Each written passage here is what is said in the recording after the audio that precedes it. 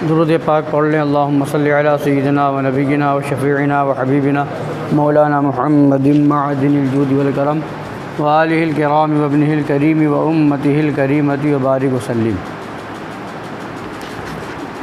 شروع میں فرمایا تھا کہ صلح کلی کوئی مستقل مذہب نہیں ہے۔ صلح کلی قسم کے لوگ ہر طبقے میں پائے جاتے ہیں۔ عوام میں بھی تو صلح کلی ہیں، لیڈر بننے والوں میں بھی صلح کلی ہیں، مولوی بننے والوں میں بھی صلح کلی ہیں، تو سب کی باتیں بھی الگ الگ ہیں۔ اب یہاں فرماتے ہیں صلح کلی فرقے کے وہ لوگ جو مسلمانوں کے مولوی بن گئے ہیں، جو حقیقتاً جاہل ہیں یا پڑھ لکھ کر بحکم اضلہ اللہ علی علم جاہل بن گئے ہیں۔ وہ اپنے وعظوں میں مسلمانوں کو یوں بہلاتے ہیں، کیا کہتے ہیں؟ صلح کلی قسم کے جو مولوی ہیں، حضور اقدس صلی اللہ تعالی علیہ وآلہ وسلم تو کافروں پر بھی مہربان تھے۔ حضور علیہ وآلہ علیہ صلاۃ وسلام نے تو کبھی کافر کو بھی کافر نہیں کہا، معاذ اللہ۔ اور بھائی بات بھی یہی ہے کہ کافر کو بھی کافر نہیں کہنا چاہیے، معاذ اللہ۔ شاید وہ کسی وقت مسلمان ہو جائے۔ حضور علیہ وآلہ علیہ صلاۃ وسلام نے تو اپنے کسی دشمن کو بھی برا نہیں کہا، پھر ہم کیوں کسی کو برا کہیں؟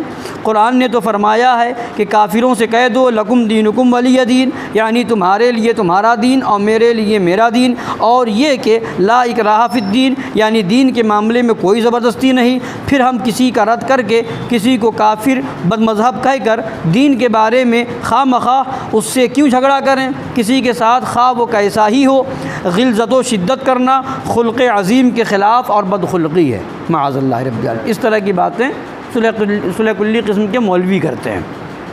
فرما رہے ہیں ان صلح کلی واعظوں میں جو سب سے ہلکے ہیں وہ یوں کہتے ہیں کہ قرآن نے تو فرمایا ہے ادعو الی سبیل ربک بالحکمۃ والموعظۃ الحسنۃ وجادلہم باللتی ہی احسن، یعنی اپنے رب کے راستے کی طرف حکمت اور اچھی نصیحت کے ساتھ بلا اور ان سے اس طریقے پر مجادلہ کر جو بہترین ہو۔ یہ صلح کلی قسم کے کچھ مولوی یہ بھی کہتے ہیں۔ فرماتے ہیں کسی فرقے کے عقائد کفریہ کا کھلم کھلا رد و ابطال کرنے سے لوگ مشتعل ہو جاتے ہیں۔ ان کو نرمی و آشتی کے ساتھ سمجھا بجھا کر سچائی کی طرف پالیسی کے ساتھ لانا چاہیے۔ اب ان شیاطین خرس یعنی گونگے شیطانوں سے کوئی اتنا کہنے والا نہیں کہ گالیاں بکنا، اشتعال انگیزی کرنا کسی مہذب اور شریف انسان کا کام نہیں۔ پھر ایک سنی عالم دین نیابت رسول صلی اللہ تعالی علیہ وآلہ وسلم کی مسند پر بیٹھ کر کیوں گالیاں بکے گا؟ کس طرح مسلمانوں میں اشتعال انگیزی کرے گا؟ ان ھذا الا بہتان عظیم، یہ تو کھلا ہوا بہتان عظیم ہے۔ حق گو حضرات علماء اہل سنت کا صرف اتنا کام ہوتا ہے کہ وہ مرتدوں ملحدوں کے ناپاک اقوال کفریہ کی شناعت و خباثت خوب اچھی طرح اصول شریعت مطہرہ کی روشنی میں دکھا دیتے ہیں۔ حق گو علماء اہل سنت جو ہیں وہ کیا کرتے ہیں کہ مرتدوں ملحدوں کے ناپاک اقوال کفریہ کی شناعت و خباثت خوب اچھی طرح اصول شریعت مطہرہ کی روشنی میں دکھا دیتے ہیں اور ان قائلین پر حکم شرعی صاف صاف سنا دیتے ہیں، اور کہ یہ کافی ایسا عقیدہ رکھنے والا کافر ہے، ایسا عقیدہ رکھنے والا مرتد ہے، ایسا عقیدہ رکھنے والا گمراہ ہے، صاف صاف حکم بیان کر دیتے ہیں جو حق گو حق کہنے والے علماء ہیں۔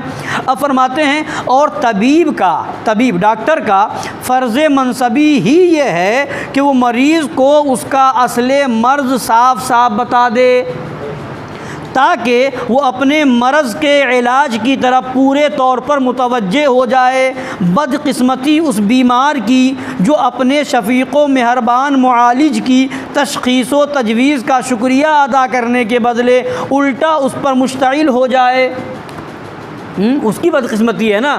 اب ڈاکٹر نے بتا دیا کہ تم کو ملیریا ہے تو اس کو علاج کرانا چاہیے، ڈاکٹر نے بتا دیا ٹی بی ہے تو اس کو علاج کرانا چاہیے، ڈاکٹر نے بتا دیا تم کو فلاں مرض ہے تو اس کو، اب وہ کہے کہ مجھے کہہ دیا ایسے مجھے بھی ٹی بی ہے اور مجھے کینسر ہے، اب اسی کا دشمن بن جائے، تو نے کیسے کہہ دیا؟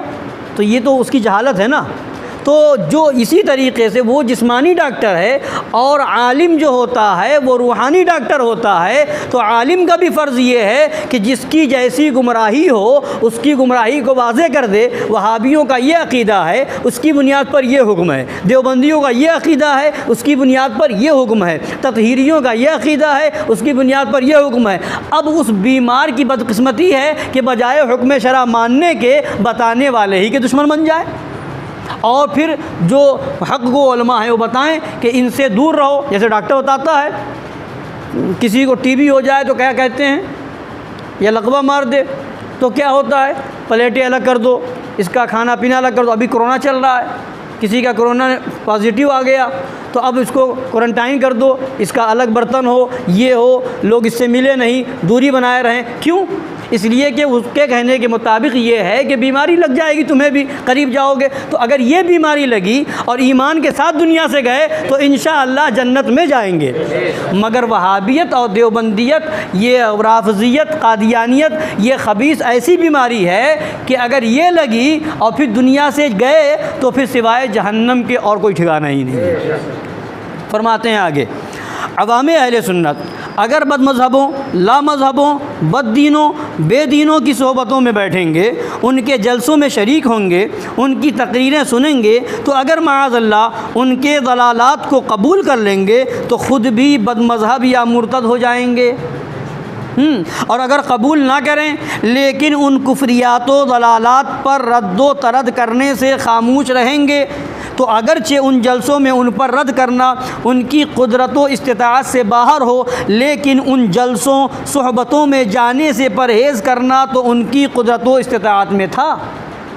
کسی کے جلسے میں گئے، بد مذہبوں، بد دینوں، وہابیوں، دیوبندیوں کے جلسے میں گئے، وہاں کفریات بکے جا رہے ہیں، ضلالات بکے جا رہے ہیں، تو اگر راضی ہو گئے تو خود بھی کافر ہو گئے، اور اگر راضی نہ ہوئے تو اگرچہ وہاں پر ان کا رد کرنا ان کی طاقت میں نہیں تھا، ان کی قدرت نہیں تھی، ان کی استطاعت نہیں تھی، مگر وہاں جانے سے بچنا، پرہیز کرنا، یہ تو ان کی طاقت میں تھا، یہ تو ان کی استطاعت میں تھا۔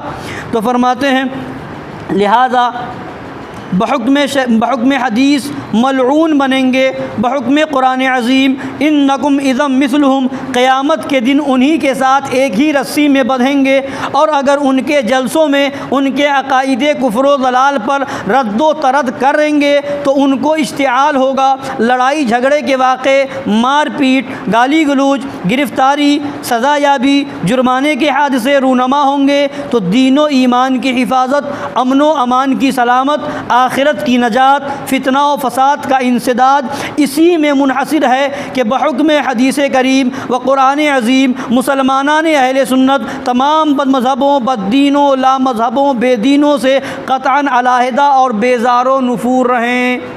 اسی میں سب کچھ کی بھلائی ہے، فتنہ فساد سے بھی بچنا اسی میں ہے، دین و دنیا کی کامیابی بھی اسی میں ہے کہ ان کے جلسوں میں نہ جائیں، ان کی صحبتوں میں نہ جائیں، ان کے پاس نہ بیٹھیں، نہ ان کے پاس اٹھیں، نہ کھائیں، نہ پئیں، کچھ نہ کریں۔ اب آگے فرماتے ہیں ان کی صحبت و محبت سے بالکلیہ پرہیز رکھیں، واللہ هو الموفق، ان حق پوش باطل کوش واعظوں سے جو یہ پیش کرتے ہیں کہ قرآن شریف میں ہے ادعو الی سبیل ربک بالحکمہ، حکمت سے کام کرو، تو اب یہ فرما رہے ہیں ان حق پوش باطل کوش واعظوں سے کون کہے کہ آیت کریمہ ادعو الی سبیل ربک بالحکمۃ والموعظۃ الحسنہ وجادلہم باللتی ہی احسن میں ہرگز پالیسی کا حکم نہیں دیا گیا۔ حکمت کی بات کرتے ہیں، حکمت سے کام کر رہے ہیں، حکمت وہابی وقت کھا لیا، کیوں؟ ارے حکمت تھی، دیوبندیوں کے یہاں شریک ہو گئے، دیوبندیوں نے نکاح پڑھا دیا، کیوں چلے گئے؟ ارے وہ حکمت سے کام کر رہے ہیں، رد نہیں کر رہے ہیں، کیوں؟ وہ حکمت سے کام کر رہے ہیں۔ تو ساری چیزوں میں حکمت، اور پھر پیش کریں گے کیا؟ اسی آیت کو۔ صلح کلی قسم کے مولوی لوگ اسی آیت کو، دیکھو قرآن شریف میں ہے حکمت سے کام کرنے کا حکم دیا ہے، اب سنیے یہاں حکمت سے کیا مراد ہے، یہاں اس آیت کا مطلب کیا ہے اور یہ دھوکہ کیا دیتے ہیں۔ فرماتے ہیں اس آیت کریمہ میں ہرگز پالیسی کا حکم نہیں دیا گیا۔ آج کل پالیسی کا مفہوم قلب و زبان کا باہم اختلاف اور مکر و فریب ہے۔ پالیسی کا مطلب کہ آج کل یہ چل رہا ہے کہ زبان میں پہ کچھ ہے اور دل میں کچھ ہے، مکر و فریب کا نام، اور وہ حکمت سے ہرگز مراد نہیں۔ قرآن شریف میں جو حکمت کہا گیا اس سے یہ مراد نہیں ہے کہ وہابیوں کے ساتھ بیٹھ کے کھا بھی لو اور کہو میں حکمت سے کام کر رہا ہوں، نہ دیوبندی کی دال نہ وہابی کا واو، کوئی رد نہیں، کسی طرح کا کوئی عقیدے کا بیان نہیں، اور کیا کر رہے ہیں کہ تو میں حکمت سے کام کر رہا ہوں، معاذ اللہ۔ آیت کریمہ کا ترجمہ تو یہ ہے کہ اپنے رب کی راہ کی طرف بلاؤ پکی تدبیر اور اچھی نصیحت سے، اور ان سے اس طریقے پر بحث کرو جو سب سے بہتر ہو۔ یہ ترجمہ ہوا آیت کریمہ کا۔ تو فرماتے ہیں پکی تدبیر سے، حکمت سے مراد پکی تدبیر، اور تدبیر کیا ہے؟ تو فرماتے ہیں پکی تدبیر سے وہ دلیل محکم مراد ہے جو حق کو واضح اور شبہات کو زائل کر دے، حق کو واضح کر دے اور شبہات کو زائل کر دے، یہ ہے حکمت سے مراد۔ اور اچھی نصیحت سے، والموعظۃ الحسنہ، اچھی نصیحت، تو اچھی نصیحت سے کیا مراد ہے؟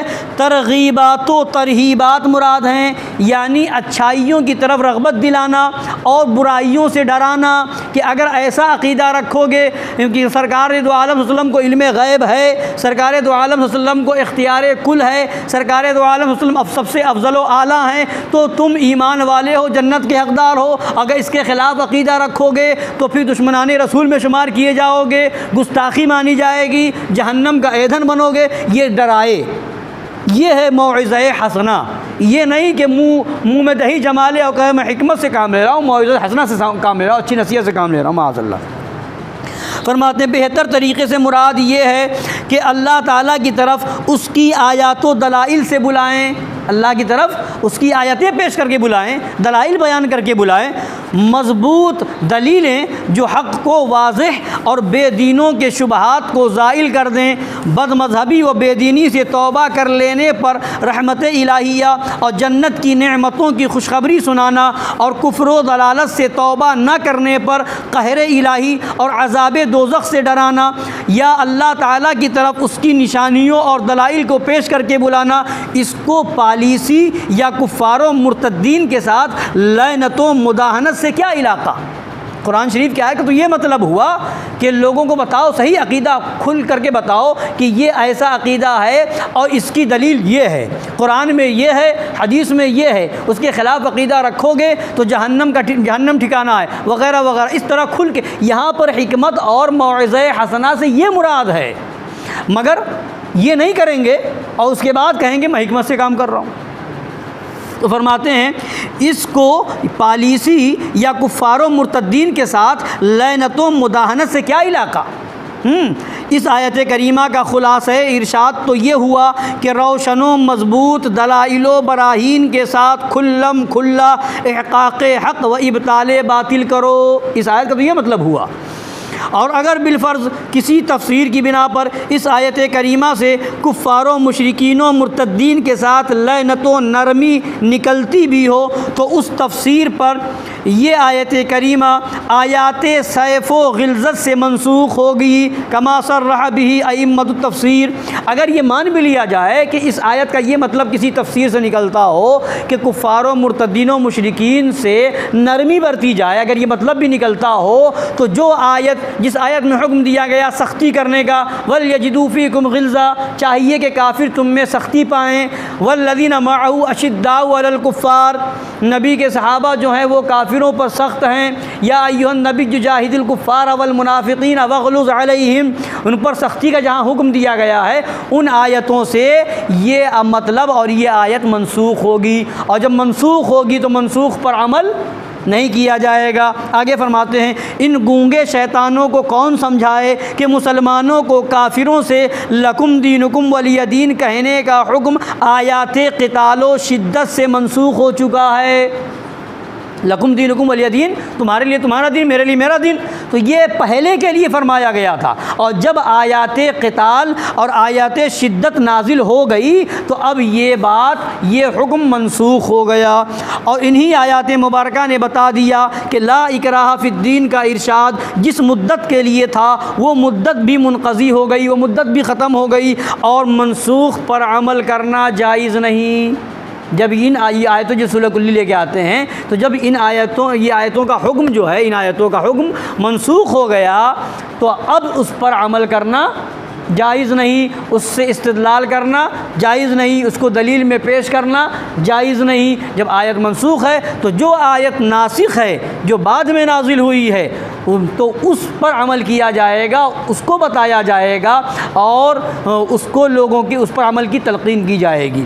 اللہ تعالیٰ سب ان صلح کلیوں کو بھی سمجھنے کی توفیق عطا فرمائے اور ہم کو ان کے مکر و فریب سے بچنے کی توفیق عطا فرمائے۔ آمین برحمتک یا ارحم الراحمین۔